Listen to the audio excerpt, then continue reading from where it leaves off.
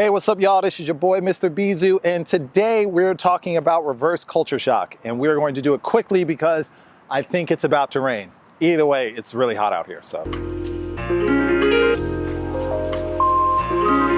Culture shock is a weird thing. Usually when people talk about culture shock, they're referring to the process that you go through when you are trying to get acclimated to a new environment.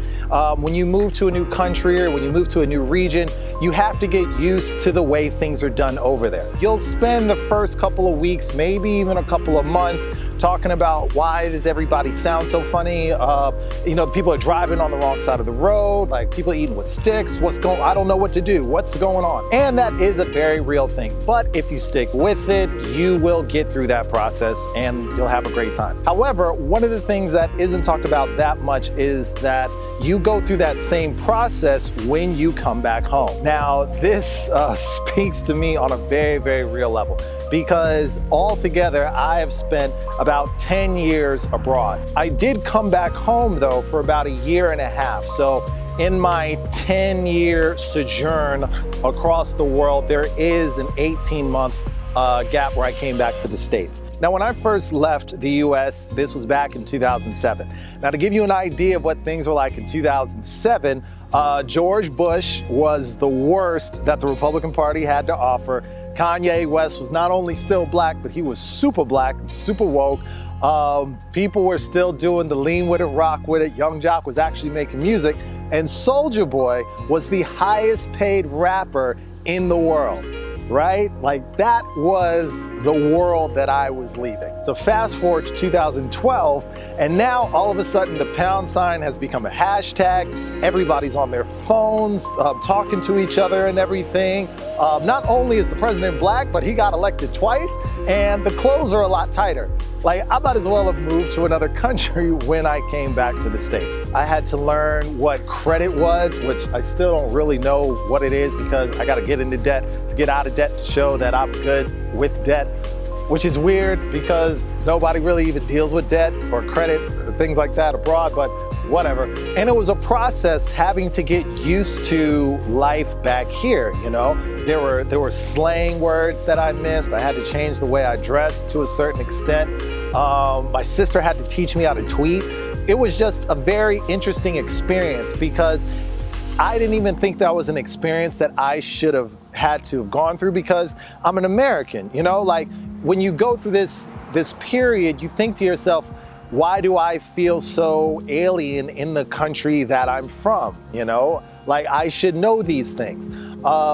And it's very disorienting, you know? People start doing dances and stuff that you don't know how to do. Like, for instance, when people start breaking out with the Dougie, I would just kind of look around like, I don't know what's happening here. I felt that I was more at home abroad than I was at home. It was a very weird feeling.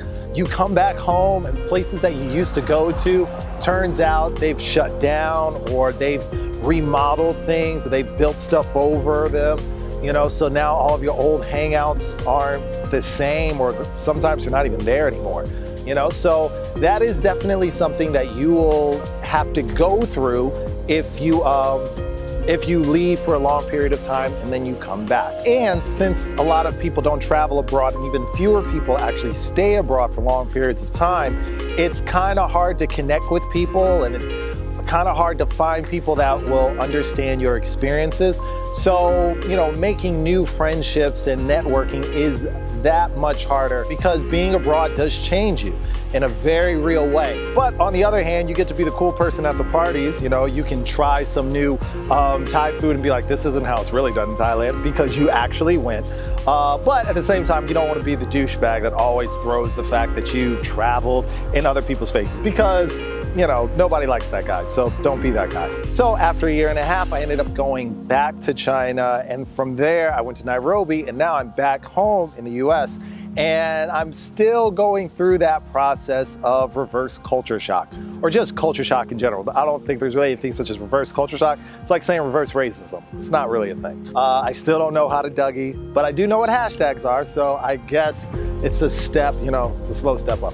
Thanks to technology though, culture shock isn't as severe as it used to be, in my opinion. You know, I can call my family on Skype and WhatsApp whenever I want to. I can keep up with my friends when they post something on Instagram or Twitter, and you know, everybody's on Facebook now, so it's a lot easier to stay updated on all the things that are happening back home. So although culture shock is still like a pretty serious process, I don't think it's as bad as it used to be because of social media and technology and everything. And with that, we're gonna wrap this video up. Thank you guys so much for watching. Please be sure to share this video with all your friends and families, loved ones and hated ones. I don't care, I need the views.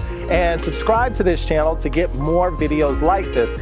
And to all the OG travelers out there, how do you deal with culture shock? And what is some advice that you would give to somebody who is traveling abroad for the first time? Because I know I definitely could have used some of that advice, because culture shock really is, it's really no joke if you don't know to expect it.